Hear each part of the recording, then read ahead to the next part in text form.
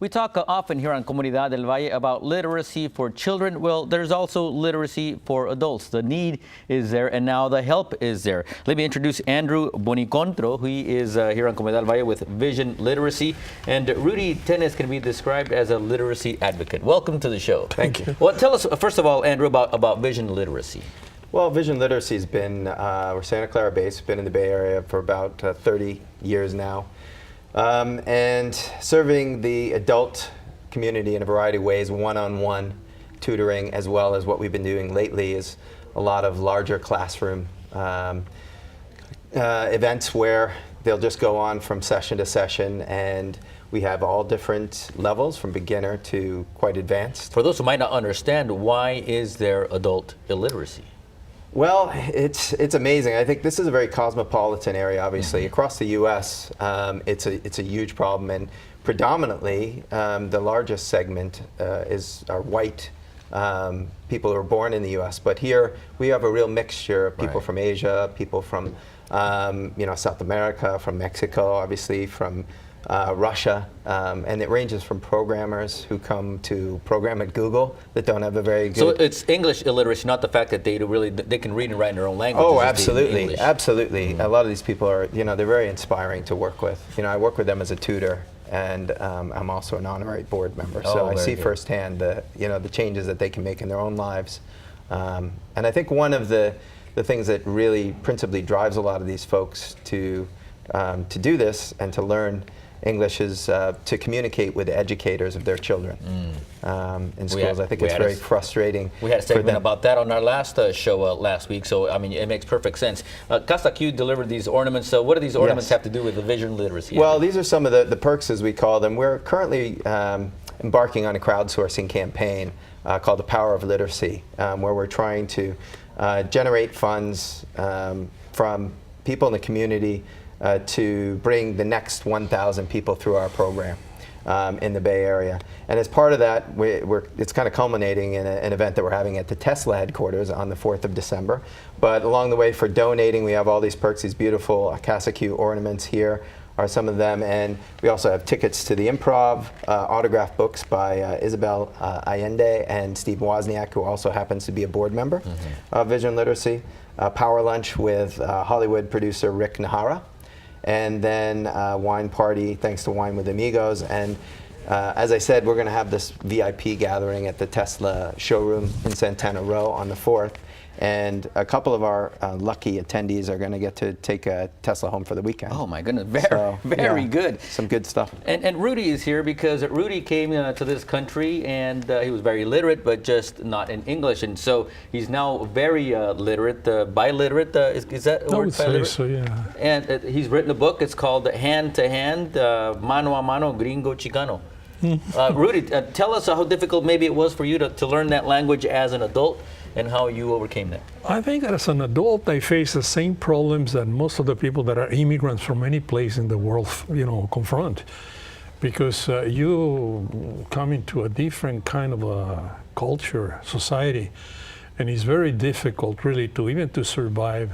I find out, through my experience in being in the United States, that although I had one advantage, I was born in the border of Mexico, United States. I was born in Tijuana.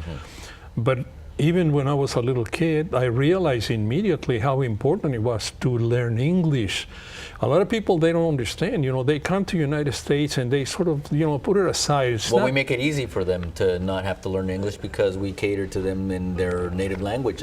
Yeah, and also one factor, see, when you are a foreigner, and this is something that a lot of people misunderstand, they think that you segregate yourself.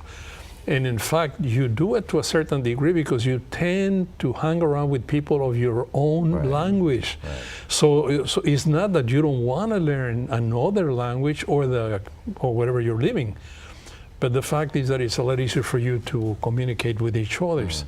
But many people make the mistake of staying on the same roots for years, while they should try to better themselves.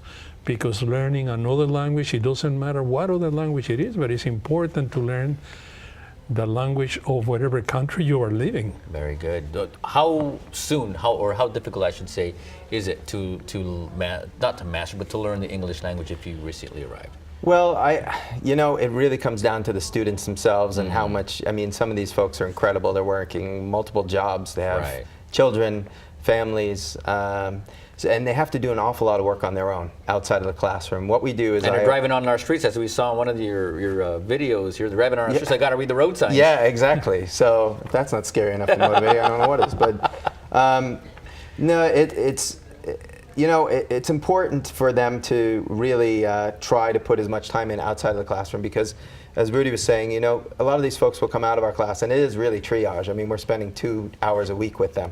So the majority of work is done by them independently. Sure, they gain a lot of confidence and support from students, and a lot of them study together. A lot of them bring their friends into the class, and then when they're outside of the class, they have someone to kind of work off with. Because, to your point, a lot of times they go home and everyone speaks the native language. They're not speaking English. So it's kind of, I've tried to learn Italian before, and it was very difficult for me because the only time I was speaking it was when I was in class. So it's always a challenge to try to put yourself in that position. But I think, some of them make incredible strides. It's really impressive. That's good. Well, let's show you the website again. And December 4th, you said, is the event? December 4th from 5:30 to 7:30 at the Tesla showroom on Santana Row. Log on to visionliteracy.org. Any final thoughts, Mr. Dennis, before we let you go here? No, I think just keep trying. I can only emphasize very simple people that I met during my life, and I'm not a young person anymore.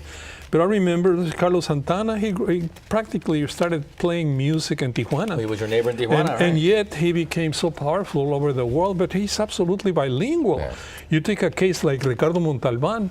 Ricardo Montalban came to the United States. He didn't know how to speak English, but look at the status that he reached. And he accrued an accent. He didn't have the accent. No, he didn't have it. It's like Anthony Quinn, see, Antonio Quintana, he was absolutely well-versed in Spanish because he grew up in Juarez. Well, maybe you can inspire a lot of our viewers here. Thank you so much for one what more. you're doing. I'm sorry that to interrupt. Go ahead. Take one more time. One lady that really impacted in my life was Margarita Cancino, which was Rita Hayworth. And look at her. She became a superstar all over the world. So being bilingual helps you, absolutely. Well, thank you so much. Vision Literacy, again, is the website. Log on and see maybe you can become literate in the English language if you're not already. Up next, you're on Comunidad del Valle, another local Latina artist. Stay with us.